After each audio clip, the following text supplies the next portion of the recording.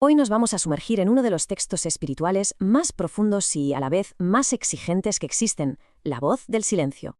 Y es que esto no es una simple lectura, ¿eh? Es, en toda regla, un mapa para un viaje interior, un auténtico manual para el alma que se ha cansado de respuestas fáciles y busca la verdad. Así que vamos a desgranar sus enseñanzas.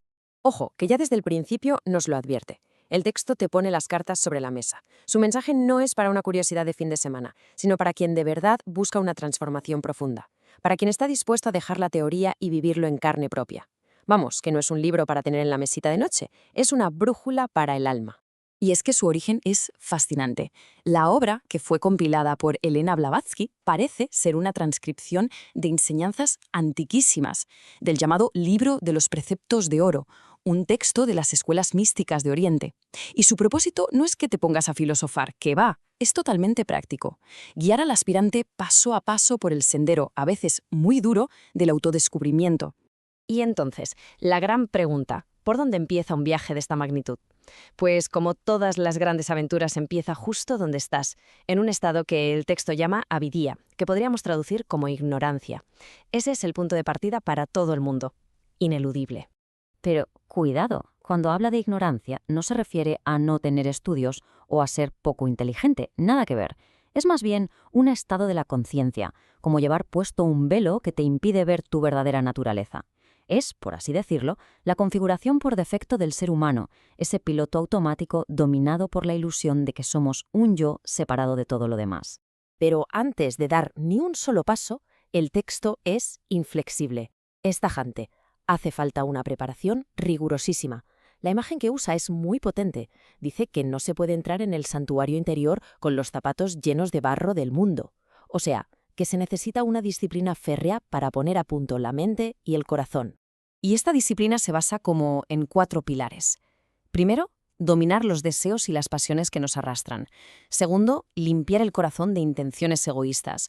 Tercero, acallar ese ruido mental constante que nos mantiene en la superficie. Y cuarto, que es quizá el gran desafío, superar el miedo y la ilusión, que son las 2 cadenas que nos mantienen atados a esa ignorancia inicial. Y aquí llegamos a una de las ideas más potentes y radicales del libro. El camino espiritual no es algo externo como una carretera que se recorre, ni es un conocimiento que se acumula en la cabeza, no. Es una transformación tan total que el propio aspirante tiene que acabar siendo el sendero. Se trata de ser, no solo de hacer o de saber. Y aquí hay un matiz que es crucial. El texto nos advierte que eso de renunciar al deseo por miedo o por pura represión no sirve absolutamente para nada. La verdadera renuncia, la que funciona, nace de la sabiduría. Nace de comprender, hasta el tuétano, que el deseo es efímero y nunca satisface del todo. No es una supresión forzada, es una trascendencia natural. Bien, una vez que uno empieza con esta disciplina, se encuentra de frente con un enemigo formidable, un obstáculo que el texto describe con un nombre que impacta. El gran destructor de lo real, una fuerza interna que nos ciega y nos impide ver la verdad. La pregunta entonces es directa. ¿Qué es eso que nos impide ver la realidad tal y como es? ¿Es una fuerza de fuera? ¿Un demonio? ¿Un defecto moral nuestro? La respuesta que da el texto es, al mismo tiempo, sencillísima y revolucionaria. Pues ahí está, la mente. Y no habla de una mente malvada o perversa. No. Habla de nuestra propia mente, la de todos los días, la que piensa, analiza y no para quieta. Esa misma herramienta que nos es tan útil para funcionar en el mundo, resulta que para este viaje interior es el obstáculo número 1, porque es ella la que teje el velo de la ilusión y la que lo divide todo en trocitos. La analogía es perfecta y muy fácil de entender. La verdad interior es como el sol, que siempre está ahí, brillando. Nuestra mente, con su parloteo incesante, es como una densa capa de nubes que lo oculta.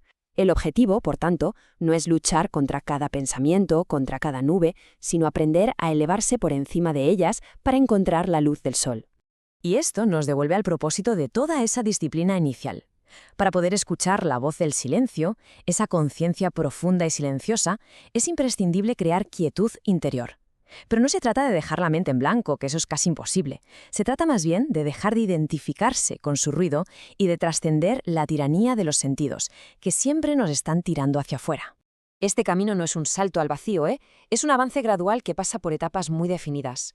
La voz del silencio las describe como si fueran 3 grandes vestíbulos, 3 grandes salas que el alma tiene que atravesar en su peregrinaje desde la oscuridad hacia la luz. El primero ya lo conocemos bien, es la ignorancia, el punto de partida.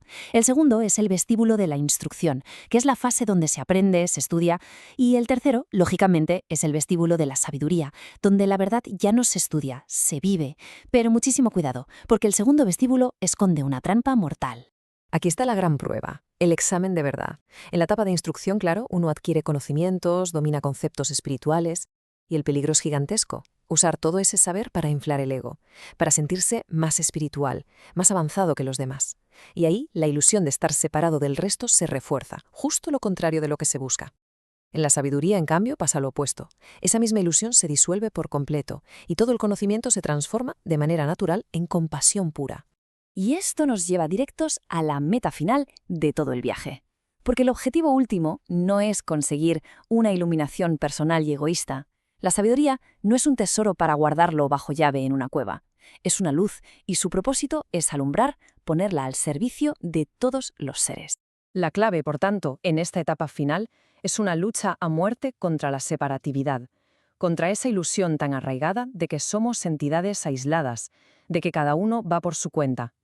La verdadera espiritualidad nace de comprender, a un nivel muy profundo, que estamos todos interconectados. Entonces, ¿cómo se reconoce a alguien que ha alcanzado esta sabiduría? El texto lo deja meridianamente claro. No es por sus poderes, ni por sus discursos, es por sus actos.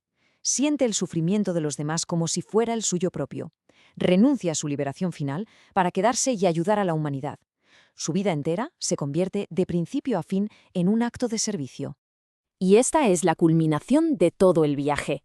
La cima de la montaña espiritual no es el poder, ni siquiera la paz individual, es la compasión activa y universal. Todo el esfuerzo, toda la disciplina, toda la renuncia, al final tenían un único objetivo: florecer en un amor consciente que lo abarca absolutamente todo. Así que, en resumen, las claves de este mapa del alma son muy claras. 1. La verdad se encuentra en el silencio interior, más allá de la mente. 2. La mente debe ser trascendida, no alimentada con más y más conocimiento. 3. Una liberación que no incluye la compasión es un callejón sin salida, es incompleta.